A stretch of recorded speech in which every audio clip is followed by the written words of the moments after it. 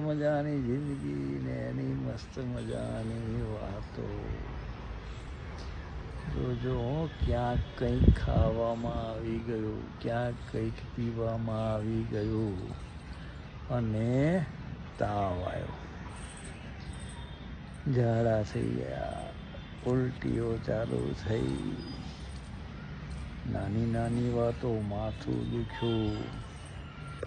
થોડી ધીરજ રાખવાની હતી, થોડુંક ધ્યાન રાખવાનું હતું કે હમણાં હવે એક દિવસ ખીચડી દાળ ભાત એવું કંઈક ખાઈ લઈએ, શરીરને એનું કામ કરવા દઈએ.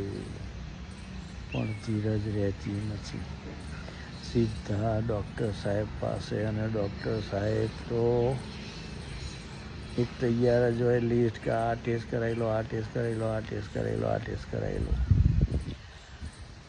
ટેસ્ટ બધા એક પછી એક, બ્લડ ટેસ્ટ થઈ જાય, યુરિન ટેસ્ટ થઈ જાય, અને ઘરના બધા કે ચાલો એ બહાને શરીર ચેક થઈ જશે, સારી વાત છે, ખોટું નથી, બહુ સરસ. ગયા હતા તાવ, ઝાડા, ઉલટી, માથું, પેટમાં દુખવું, ગમે તે કોઈ એક કમ્પ્લેન માટે ગયા હતા, અને હવે રિપોર્ટ આવવાના શરૂ થયા 2 દિવસમાં. એ રિપોર્ટ આવવાના શરૂ થયા ને ત્યાં સુધીમાં પેલી જે તકલીફ હતી જેના માટે ગયા હતા એ તો બધું શરીરે સાચવી લીધું હતું. પણ રિપોર્ટમાં ડૉક્ટર સાહેબે જોઈને કીધું કે ભાઈ સારું કોલેસ્ટ્રોલ જોઈએ, એ ઓછું છે, ખરાબ હોય એ વધારે છે, કોલેસ્ટ્રોલની દવા ચાલુ. ડાયાબિટીસ બોર્ડર ઉપર છે, ગમે ત્યારે ડાયાબિટીસ થઈ જાઓ, ડાયાબિટીસની દવા લો, અથવા તો ખાવામાં ધ્યાન રાખો, ગળ્યું ખાવાનું બંધ.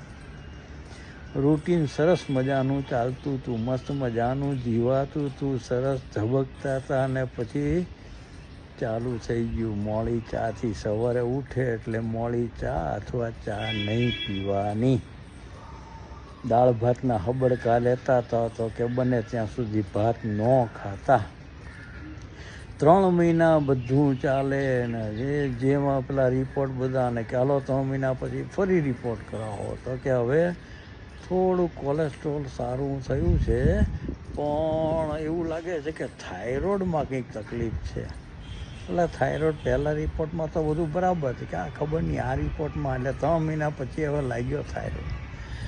એ જો હવે એને કહેવામાં આવ્યું કે તું ભાઈ દર્દી બની ગયો છું, તારે હવે રોજ ચાલવા જવું પડશે, બને ત્યાં સુધી હવે ભાગ પાડીએ ને એમ થોડા ભાગમાં ખાવાનું રાખો, મન થાય ને ખાઈ લેતા હતા એ હવે બંધ કરો.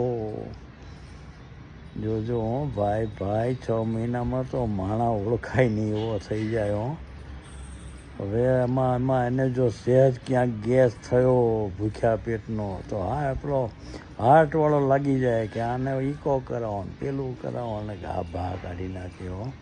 માણા ધબકતો હતો, નાચતો હતો, કૂદતો હતો. વાત કેટલી હતી, તાવ આવ્યો, કાં તો જાડા થયા, કાં તો ઉલટી થઈ, કાં તો માથું દુખ્યું. એમાંથી એ બધું તો એક બાજુ રહી ગયું, અને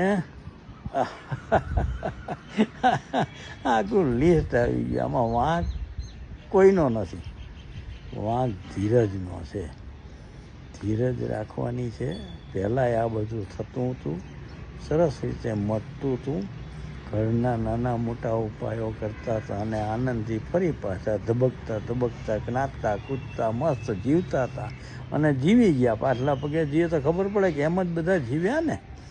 સ્ટેશન ઉપર ઊભા રહીને નળમાંથી પાણી પી લેતા હતા, કોઈ કાંઈ તકલીફ નહોતી. હવે આ બધી વાર્તાઓ નવી આવ્યા કરે છે. થોડી ધીરજ રાખવી, શરીર ઉપર થોડોક વિશ્વાસ રાખવો. શરીરની તાકાત છે, એની રીતે ક્યાંક કોઈ વસ્તુ અણગમતી બિનજરૂરી આવી જાય તો એ શરીરમાંથી બહાર ફેંકી દે. હરિ ઓમ.